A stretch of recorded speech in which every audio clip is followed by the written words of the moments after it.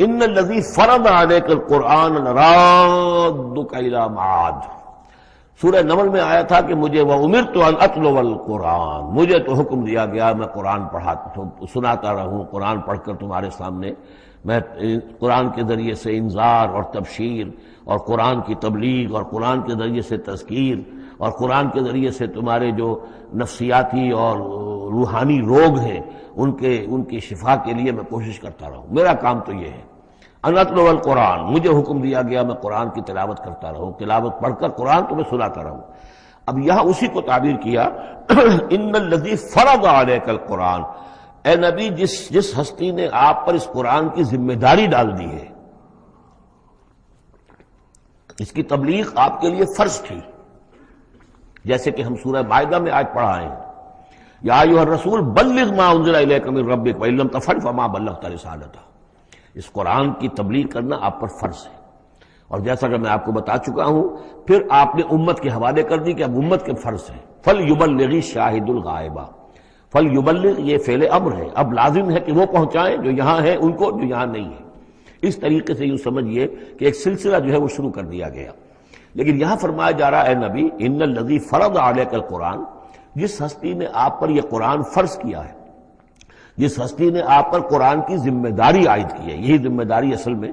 پھر جو ہم میں سے ہر ایک پر آتی ہے وہی ہے جو میرے کتابچے میں نے وضاحت کے ساتھ بیان کی ہے کہ وہ 5 ذمہ داریاں ہیں۔ اللہ قرآن پر ایمان جیسا کہ ایمان کا حق ہے، قرآن کی تلاوت جیسے کہ تلاوت کا حق ہے، قرآن کو سمجھنا جیسے کہ سمجھنے کا حق ہے، قرآن پر عمل جیسے کہ عمل کا حق ہے، پھر قرآن کی تبلیغ، قرآن کو عام کرنا۔ ان الذی فرض علیک القرآن رادک الی معاد، وہ یقین آپ کو لوٹا لے جائے گی، وہ ہستی ہے، وہ اللہ جس نے آپ پر یہ قرآن کی ذمہ داری ڈالی ہے، تبلیغ قرآن کا فریضہ آپ کے کاندھوں پر رکھا ہے، وہ یقیناً آپ کو پہنچائے گا بہت اچھی جگہ لوٹنے کی۔ معاد عاد یعود سے اس میں ظرف ہے، لوٹنے کی جگہ۔ اب معاد سے مراد آخرت عام طور پر ہے، ایمان بالرسالت، ایمان باللہ، ایمان بالمعاد، ایمان بالآخرہ کو ایمان بالمعاد بھی کہا جاتا ہے۔ لیکن اس کے بارے میں بعض روایات ایسی ملتی ہیں کہ اس کا شان نزول یہ ہے کہ حضور صلی اللہ علیہ وسلم جب ہجرت کے سفر کو نکلے ہیں مکے سے، تو جو عام راستہ تھا اس سے ہٹ کر آپ نے، چونکہ اندیشہ تھا اور واقعہ تھا کہ تعاقب ہو رہا تھا، تلاش کیا جا رہا تھا، 3 دن رات تو آپ غار ثور میں روپوش رہے،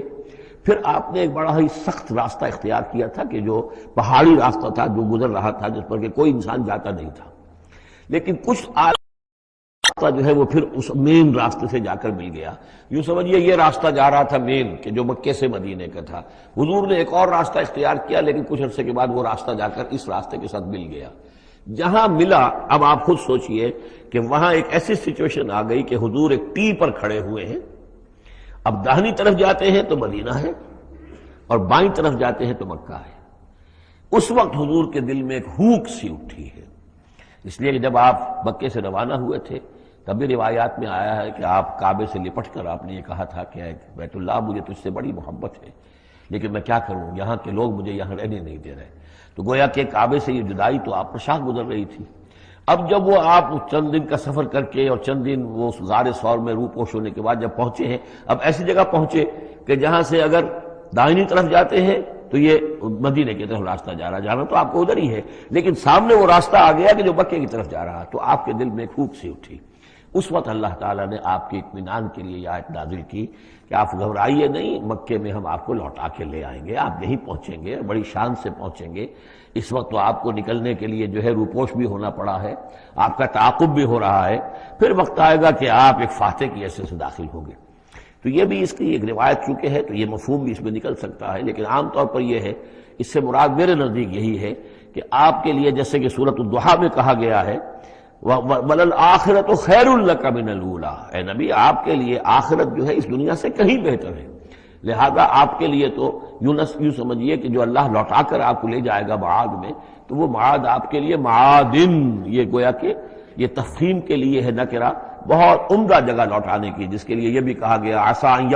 یبعثک ربک مقاما محمودا، وہاں پر جو آپ کو مقام ملنا ہے مقام محمود، اور جو جنت حضور کی ہوگی جس کا کیا تصور کوئی کر سکتا ہے، تو ادھر اشارہ ہے۔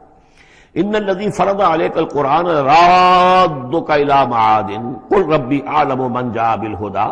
کہہ دیجئے کہ میرا رب خوب جانتا ہے کہ کون ہدایت لے کر آیا، کون راہ کی سوجھ لے کر آیا، کون ہدایت لے کر آیا، ومن هو فی ضلال مبین، اور کون وہ ہے کہ جو کھلی گمراہی میں پڑا ہوا ہے۔